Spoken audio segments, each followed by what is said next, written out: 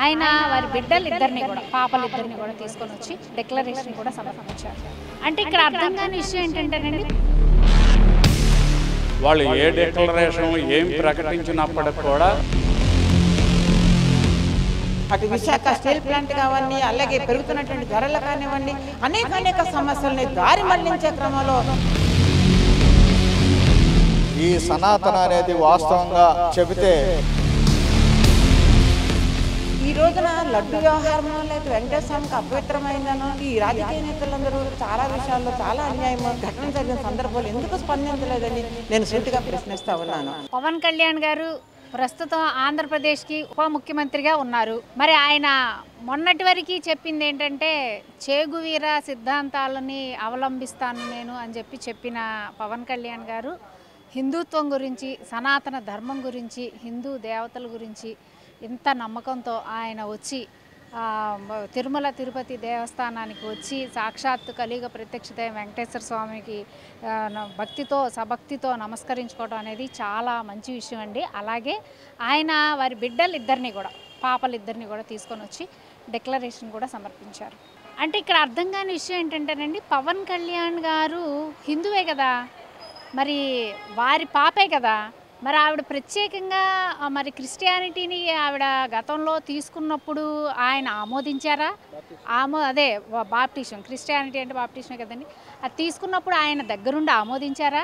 ఈరోజు అయినప్పటికీ కూడా దేవదేవుణ్ణి దర్శించుకోవాలి అని చెప్పి వచ్చి డిక్లరేషన్ ఇచ్చారా?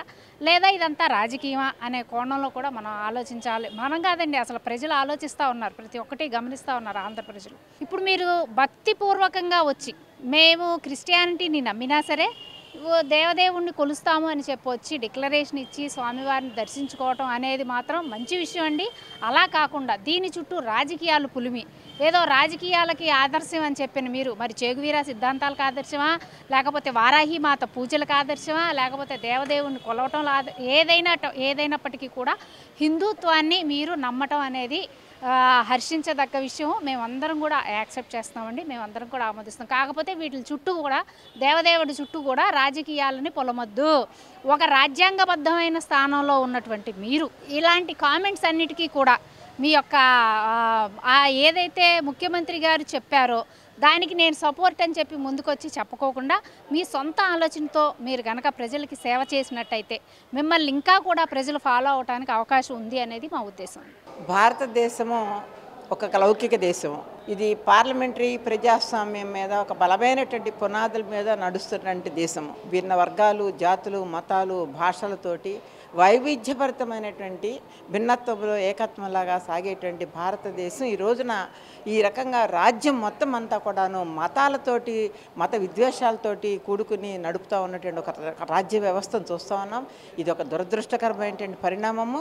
అప్పట్లో రాజ్యాంగ సభని ఇంట్రడ్యూస్ చేసే టైంలోనే అంబేద్కర్ మహాశయుడు ఒక మాట చెప్పారు, ఎప్పుడైనా సరే తిరిగి మళ్ళీ భారతదేశంలో రాజ్యం కనుక మతంతో పెనవేసుకుంటే మరొకసారి భారతదేశ వ్యవస్థ అంతా కూడా ప్రమాదంలో పడుతుందని, ఈరోజు ఈ బీజేపీ అధికారంలోకి వచ్చిన తర్వాత ఆ రకమైనటువంటి ప్రమాదం మళ్ళీ మనకి వస్తున్నటువంటి ఆ రకమైనటువంటి పోకడలు అయితే మనం చూస్తూ ఉన్నటువంటి నేపథ్యంలో మన రాష్ట్రానికి సంబంధించినటువంటి ఉప ముఖ్యమంత్రి కూడా ఈ రకమైనటువంటి అసలు రాజ్యం అనేది మతాలతోటి కూడి ఈ రకమైనటువంటి ఈ ప్రసంగాలు కానివ్వండి, వ్యాఖ్యానాలు కానీ చేయటం అనేది దురదృష్టము.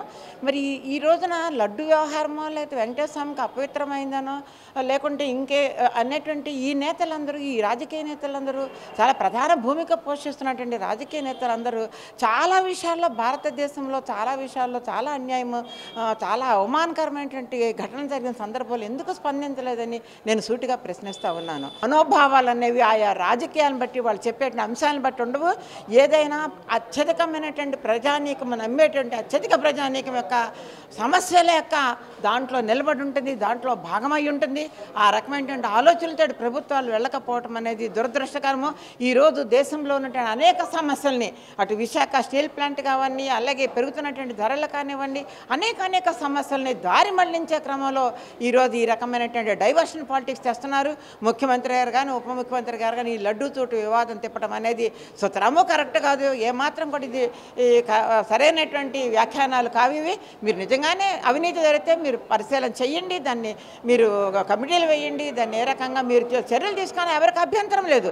ఖచ్చితంగా దాన్ని మేము ఖండిస్తాము. ఆ రకమైన అవినీతి కానీ ఆ రకమైన, ఎందుకంటే ఎవరికి ఉండేటువంటి మనోభావాలు వాళ్ళకు ఉంటాయి, ఎవరికి ఉండే మత విశ్వాసాలు వాళ్ళకు ఉంటాయి, ఎవరికి ఉండేటువంటి దైవభావంలో భక్తి విశ్వాసాలు నమ్మకాలు ఉంటాయి. We should respect them there views.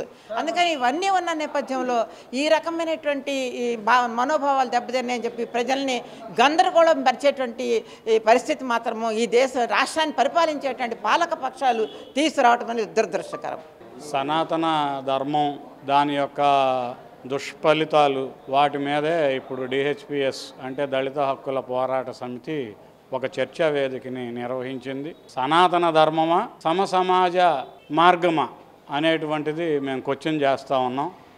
ఆ సనాతన ధర్మంలో ఏముందో ముందు పవన్ కళ్యాణ్ గారు చెప్పాలి. ఊరికే అది ఒక మాటగా ఆయన వ్యవహరిస్తూ ఉన్నారు.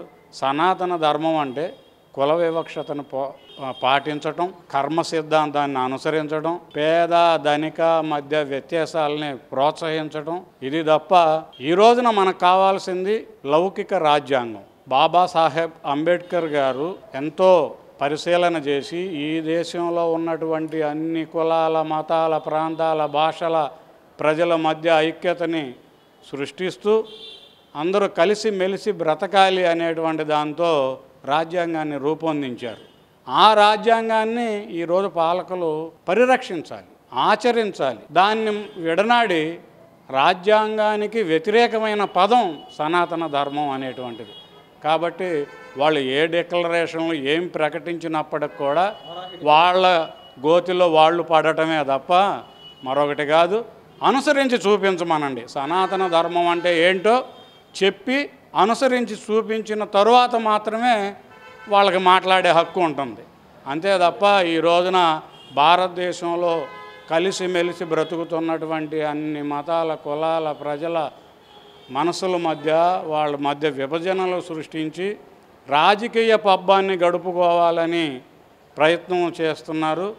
ఆ ప్రయత్నంలో భాగమే ఈ రోజున సనాతన ధర్మం అనే పదాన్ని రాజకీయ రంగం మీదకి తెచ్చారు. నువ్వు సనాతన ధర్మం అనుసరిస్తే ఎవరికి నష్టం?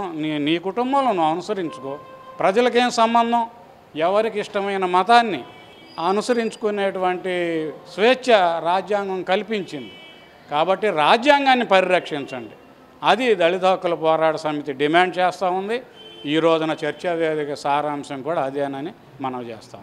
హిందూ మతంలో వచ్చినటువంటి రకరకాలైనటువంటి వీటిలో ఇవాళ సనాతన ధర్మాన్ని ముందుకు తీసుకురావటం అనేది జరిగింది. కానీ ఇది సనాతన ధర్మం అనే పదం అనేది ఇప్పుడు రావటం అంటే ఇది వాళ్ళు ఉన్నటువంటి పాలకులు వారి యొక్క స్థానాలని పదిలం చేసుకునే దాని కొరకు కేంద్రంలో ఉన్నటువంటి భారతీయ జనతా పార్టీ కానివ్వండి, ఈ రాష్ట్రంలో ఉన్నటువంటి కూటమి ప్రభుత్వం కానివ్వండి, ఏదైనా లడ్డుని అడ్డం పెట్టుకొని అవసరం లేనటువంటి సనాతన అనే పదాన్ని తీసుకొచ్చి ఇవాళ జోడిస్తూ ఉన్నారు.